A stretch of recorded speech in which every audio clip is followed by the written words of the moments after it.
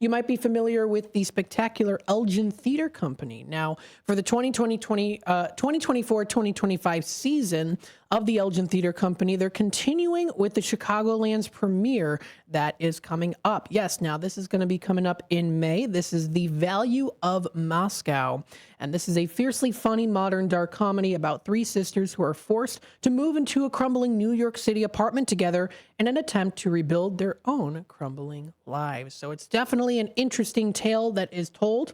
And we are excited to be having the director on with us here, the director of this performance of The Value of Moscow. This is Brian. Thank you so much for joining us today. How are you doing?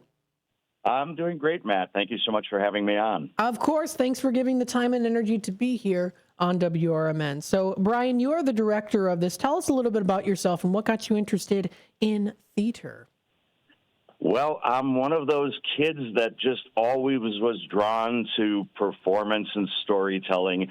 Not unlike a fellow a little more well-known than me. You may have heard of a guy named Steven Spielberg. I was one of those kids running around with an 8mm movie camera when I was, old enough to understand what that meant, borrowing the camera my folks used for family vacations. And me and my friends in the neighborhood would just start making short little 3- and 5-minute films when we were 6, 7, 8 years old.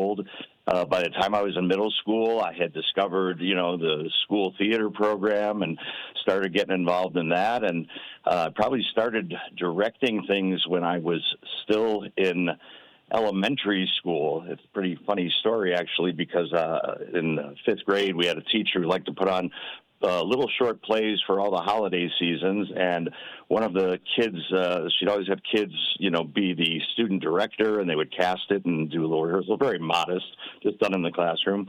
And the group of kids had just done a Valentine's Day play, and I was always kind of the smart-mouth kid in the back of the classroom. And after they'd done their Valentine's play, she said, "Wasn't that great?" And from the back of the classroom, I said, "What's the big deal? They didn't even write it themselves." So she said, "All right, Brian, for the St. Patrick's play, you're going to write and direct it." So I did. Hey, that is awesome. I bet that was quite the fun experience, first time being a director. It was, and I've been involved in theater as an actor and director ever since. There you go. Now tell us a little bit here, what drew you to The Value of Moscow? How do you interpret its blend of dark comedy and also some of that family dysfunction that's incorporated into the storyline? Yes, thank you. Those are definitely the two major strands of the play, and those are two types of storytelling that I am always drawn to. Family dysfunction, I think we can all relate to that, and certainly every time you get together for family events and holidays. I remember I once, again, being the wisecracking guy I was, at a family function, said to an aunt of mine, "You know what family is? It's a blessing and a curse." And she thought that was a very controversial statement, but I think the great writers definitely lean into that all the time, whether they do it from a serious angle like Eugene O'Neill or a more comical angle like Neil Simon and some more contemporary authors. And then dark comedy is something I've just always enjoyed and been drawn to. Some of my favorite films are really classic dark comedies like Dr. Strangelove and Mel Brooks, The Producers, even going all the way back to Arsenic and Old Lace. And in a more contemporary vein, something like Little Miss Sunshine. I mean, these are all stories that lean into family dysfunction, and often there's an element of an unexpected death in the story. And we have all those elements here in The Value of Moscow. What drew me to it, I was looking for something very fresh and contemporary that had not been done 150 times in the Chicagoland area.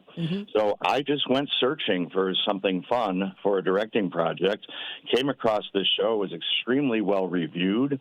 The original production was in 2018 in Los Angeles, and the Los Angeles Times raved about it. They said it was marvelous, witty, literate banter, hilarious, deadly accuracy, capturing the kind of put-downs and barbed comebacks only siblings who know each other all too well can use. I read these descriptions, and I was intrigued, found the play, read it, and it was better than I had hoped. Just an extremely well-written play by a young woman authoress who actually for a time had been an actress in Chicago before she moved to the Los Angeles area. Awesome. Well, let me tell you, I think what's great too is that when you take a lot of information from different films and inspirations and you tie it together to create, of course, well, what's already a story here, I think it's great that you also can implement your own experiences and your own kind of, I guess, art style into that as well. Would you definitely say that you would that you do that for this particular showing? Absolutely. Because this is a very contemporary show, it's not overwritten. There aren't a lot of long monologues with speechifying. It's short, it's punchy, it's a very brisk show. It moves fast. And when I was looking at how to put this up on stage, I thought, there is room for us to sort of improvise and develop some of the moments. So one of the fun moments that the actresses and I have developed is I asked them each to find a popular song that their character would be drawn to, because these are three sisters who are so very different. And my actresses came up with three very different sounding songs. And I said, we're going to work on just throwing a short sequence in where these women are moving into the apartment. It all takes place in one evening in this new apartment on the evening they're trying to move in during a snowstorm. I said, so like people do nowadays, you open up your phone and you start playing some tunes while you unpack, except it's going to become a fight between the three of you because none of you like each other's music choices. So you're going to keep fighting for control of the phone and playing this, like the song that you want to unpack to. And we've developed this very, very funny sequence with that. And another great sequence, I don't want to give too much information away because I want our viewers to be surprised, is a hilarious physical comedy sequence that starts Act Two, which I just want to say is like I Love Lucy meets the Marx Brothers meets Arsenic and Old Lace. So it's the sisters trying to deal with a very messy, unexpected situation. And the author herself said there can be some ad-libbing here because there's a lot of physical comedy and there's a lot of physical action when they're trying to clean up after a mess they've made. Let's just say that. And the actresses are having just a field day working on that. We just rehearsed that sequence last night, in fact, and we were all falling down laughing. It's going to be just a fall-down funny sequence. My goodness. Now, what's interesting, too, is, of course, is this the show, The Value of Moscow, it takes place in just one location. So you have one setting, you have one stage, you have one location, and, of course, you got to keep audiences interested in that. Would you say that the show itself speaks for itself, or did you add other elements to it to kind of enhance that experience for folks? No, we're presenting it pretty straightforward. We're going to have a fairly realistic set, which just looks like a crumbling, awful apartment, which a lot of us can probably relate to from our early days after moving out of the house, where, all you can afford is an apartment that probably hasn't been repainted or fixed up in 25 years. And it does indeed all take place in real time. It basically takes place in 90 minutes of real time. They've just gotten all their boxes up into the apartment, and it's everything that unfolds in the next 90 minutes. So it doesn't really need much embellishment there because the draw is the brilliant, hilariously funny, and very sharp dialogue, especially with these three sisters where they really know each other's weaknesses and they know each other's past mistakes and they know how to push each other's buttons. And these characters are just so well written. Clearly the author, Amy Delladrino, really understands these sort of people and these dynamics. In fact, in her author's note, she talks about memories of fighting with her own sister, and they got that chord in her thinking about how, family and family ties are something that we often run from and we hide from, but in the end we still crave it and we still need it, and we're still tied to these people that know all our flaws all too well. And that I think is going to be very, very identifiable and very compelling for the audience. And it's just really funny, although it has some poignant moments too, which I love about that. Yeah, you got to have that you got to have that little mixture there too, so that people can experience those different emotions. Yeah, as a lifelong fan of storytelling, I've always felt that the best comedies have some drama in it, and the best dramas have some comedy in it. Yep. It's that mix. I mean, and that goes all the way back to William Shakespeare himself. I mean, where he really mixes things up in his shows, and we definitely have that here. It's primarily a very funny show, but it has some very real moments, which we're enjoying being able to create and present to the audience. Now, I have to ask, I'm going to pick your brain a little bit here in terms of seeking insight into your casting process. How did the casting process go? Did you have a wide range of people that were wanting to apply to these roles, or was it a little bit more of a smoother sailing, or how did the process go with that? The casting process is always exciting because you just don't know who's going to walk through the door. Mm-hmm. Now, it is certainly true in established theater groups and people who've been doing this a long time, such as Elgin and myself, that there are people you've worked with and you hope will walk through the door. Mm-hmm. Or maybe, you drop them a note and say, I'm working on this. I hope you'll come audition. But you never know who's going to walk through the door. We had really wonderful turnout for this show, and I had the happy problem of knowing that I could probably cast 3 actors for every one of our 5 roles in the show. Mm-hmm. So I was able to find the people that I felt were the best fit for it, and it did happen that, a number of them are people that I had either seen perform or worked with before. And we have some wonderful folks in the cast that I think our Elgin and West Suburban audiences are going to recognize, starting with Jocelyn Adamski, who's playing the oldest sister, Emily. She played Roxy Hart in Chicago a couple of years ago at Elgin Theater, and she's the new president of Elgin Theater Company. Awesome. That is fantastic. Yeah. So it sounds like of course, you've got such a strong cast. You work all together, you have fun, and you put on such an amazing show. So tell us a little bit more info on how people can find information on this upcoming performance. Absolutely. People can go to the Elgin Theater Company website. We also have a page on Facebook and a page on Instagram. There are links to the website. There are links to the ticket page on the app, and they can also show up in person. We have a lot of seats. We're up on the 8th floor of the Elgin Art Showcase, where we've been for many, many years.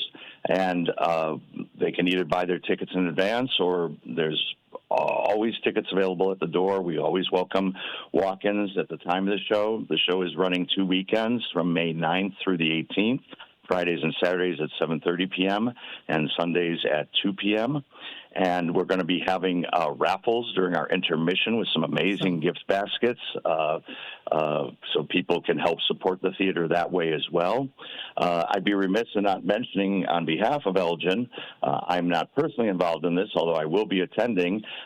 During the second week of our run, they're going to be having a comedy showcase fundraiser on behalf of Elgin Theater Company.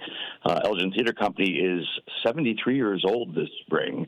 I believe they're probably the oldest continuously operating arts group in the Elgin community, is certainly, from a community standpoint. But like all small arts groups, they're always looking for support and new audiences. And that's another thing that drew me to this show. It's a very contemporary show. It's very fresh. It's very fun. It's very adult. It has adult language. There is on-stage violence. I should mention that. Although this is not a modern telling of Chekhov, it does lean into a famous principle called Chekhov's gun, and that's because Chekhov wrote many, many years ago, if you show a gun in Act 1, it has to go off in Act 3. And this play leans into that principle. If anybody's wondering, is this just like a modern telling of Chekhov's Three Sisters? It isn't. It is a very original story, but we have 3 sisters as our heroes, and they do talk about the fact that just by coincidence, they're similar to Chekhov's 3 sisters in his famous play. And in fact, they have a discussion amongst themselves because the oldest sister, Emily, is a writer herself, and the other 2 sisters are saying, what's the deal with that play? It's so depressing. They wanted to do something. What did they want to do? And Emily says, well, they wanted to get to Moscow. And one of the other sisters, Rose, played by Katie McClatchy, says, but they never got there. What a terrible play. And then they say, well, what will our Moscow be? And so this is sort of a strand throughout the play where they're trying to figure out, what do we want to do with our lives? What's our goal? What's the wonderful thing that can happen to us? And, as happens in comedies, mostly terrible things happen to them, not wonderful things. And how they react to it is what makes the play so funny. Absolutely. And you get that, you get the raw acting, you get the raw story there too, that I think there are many people out there that might even relate to it and get kind of a chuckle out of it too. So I think that's a good thing when it comes to theater too, is you want to entertain people. You want to tell the story, of course, too, make people feel something. And Elgin Theater Company, of course, never disappoints in that too. So I congratulate you. I congratulate the cast. It's going to be very exciting. How can people find more information how to get those tickets again? They can go to the Elgin Theater Company website online. They can go to the Elgin Theater Company page on Facebook. There are also links to be found on Instagram as well with the Elgin Theater Company information. Awesome, awesome. Brian, thank you so much for joining us today. Before I let you go, though, do you have any other fun things that are in the works right now, too? Anything of your own personal direction or working with Elgin Theater Company in the future? Well, the next project for Elgin Theater Company is going to be something they haven't tackled in a very long time, and that is a Shakespeare play. And it's going to be directed by our lead actress, Jocelyn Adamski. It's Shakespeare's The Tempest, which many consider to be his last great masterpiece. It mixes fantasy, comedy, and family drama. And that's going to be going up in September, and I intend on auditioning for it. So with a little luck, awesome. We wish you best. See me back on stage. I got to play Mr. Potter, and It's a Wonderful Life at Elgin Theater Company. And last fall, I got to play the famous movie producer David O. Selznick in Moonlight and Magnolias, which was Lou Recommended, the West Suburban Theater Awards group. And that was an awful lot of fun. And in fact, two of our actors are back from that. Dean Gallagher, who played Victor Fleming, the macho director in our play, now is playing Cliff, the hapless middle-aged pizza delivery man. And as I mentioned, Katie McClatchy, who plays middle sister Rose, was Miss Poppinjewel, the long-suffering secretary in Moonlight and Magnolias. So I hope to be back with Elgin again very soon. This is my fourth project with them in just about 2.5 years, and hopefully there'll be more to come. Absolutely. You've got quite the experience, the knowledge, and also you seem like just such a nice gentleman to work with as well, too. So very, very good. Thank you. All right. Thanks again, Brian, for coming in as well. Now, before I let you go again, how can people also find information about you as well? Do you have a particular website or social media page? I do this for the love of it, so I don't have like a professional page that some actors have, but you can find me on Facebook and on Instagram. I'm open to the public. I don't have a private page, and I always put up information about projects I'm working on. I have been doing this for a very long time, pretty much my whole life, so I always love to put up notices. Just over the winter, I got to play a dream role, Tevye and Fiddler on the Roof, for Music on Stage. Just down the road a bit from Elgin, and that was a sort of a lifetime goal come true. So I do love to post my projects there, so you can find me there on all the social pages. Awesome, awesome. Brian, thanks again so much for joining us. And folks, if you want to check out more information, go to their website. That is elgin-theater.org. It's a performance you don't want to miss out on. Thanks again, Brian. Thank you so much, Matt. It was a pleasure. Of course. Have a good rest of your day. Thank you. You too. All right. Bye-bye now. All right, that was director and also actor as well. He's got quite the credits when it comes to acting. That is Brian, who joined us here. I'm trying to pronounce his last name, Brian Labinowitz. Rabinowitz. I'm trying to pronounce it maybe as best as I can. But if you want to check out more information on that, visit their website. That is elgin-theater.org for more information. And don't forget also, too, that the lovely thing about the Elgin Theater Company is that they always give you a fantastic preview that you can watch as well, too. So what we'll do here is we'll go through this preview. We'll show it to you on the screen, or also if you're tuning in on the AM 1410 dial or the app, you'll be able to listen to this great preview and also watch it as well, too. Handle flight. Plus, my husband needs space. Lots of space. I'm Rose, first grade teacher and classic middle sister. I tend to form fast attachments with unavailable men. Also, I think everything can be fixed by baking a cake. I'm Clara, youngest sister, just got out of the hospital and on the run from my drug-dealing boyfriend, Jimbo. I tell everyone I'm an orphan. You can see why. I'm Cliff. My company recently downsized. Just me. My company downsized me. So I'm making deliveries for Pizza Mania. Well, there's that little preview there. You can find more information and that preview available on elgin-theater.org. We'll take a quick time out. We'll be back with more. Actually, you know what? We'll continue on here because we still got about a minute or so left. So if you want to check out more information, that's elgin-theater.org. You can view their production. You can also check out the cast list. So that cast list is available as well, too. The cast for the Value of Moscow, you'll be able to find that posted on their website. Tickets can be found, of course. There is a direct link at elgin-theater.org. Tickets may be purchased at the door on the day of a performance if seating is available. It's $25 for adults. For students and seniors 62 and over, it is $23. So all that information is posted. If you do have any problems with the online ticket ordering process, please feel free to contact their office number. That is 847-741-0532. That is where you can contact them. If you do want to learn more information about the Value of Moscow, you can find that. It is a book by Amy, full-length play that is very witty, and also you get that literate banter in there too, claimed by Los Angeles. So if you want to find that, there's also different articles, pictures, and more that you can find, and also her book as well too that you can find also on Amazon. So good things here. Of course, always good to support local. Check it out, elgin-theater.org. You can call their number for more info or check them out. Tickets at inil.com. This does wrap it up here for the first half of the 12 o'clock hour of WRMN's Out to Lunch. When we do come back, we'll be in our Tradio segment. That'll be the time to call into the show here, 847-931-1410. We've had a very fun, packed-filled day, good packed-filled day today. I absolutely love it.